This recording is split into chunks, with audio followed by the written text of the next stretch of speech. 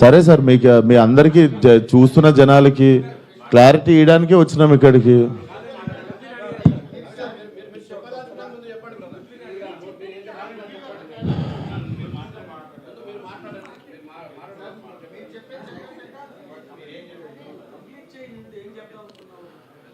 So అదే sir, చాలా కష్టపడి తీసినాం సినిమా.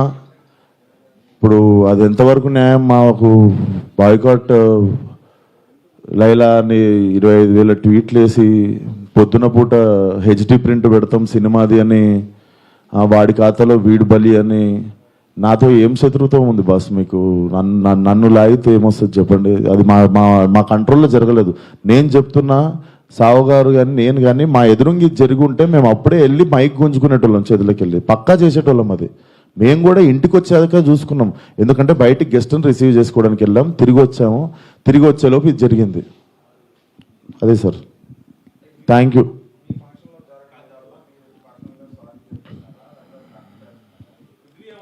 ఇప్పుడు నా సినిమా రిలీజ్ కావాలి కదా సార్ 2 రోజుల్లో. సార్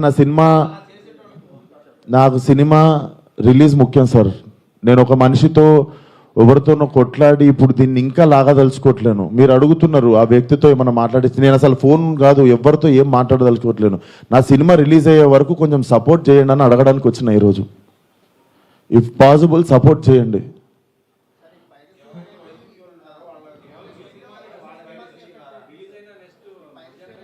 చెప్తున్నా సార్, ఇక్కడ ఓపెన్గా నాకు పెడుతురు కదా, ఓపెన్గా నాకు డైరెక్ట్ థ్రెట్ ఇస్తురు కదా.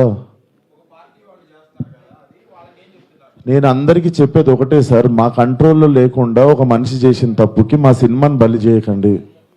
ఇది కైండ్ రిక్వెస్ట్ అంతే మేము అడిగేది.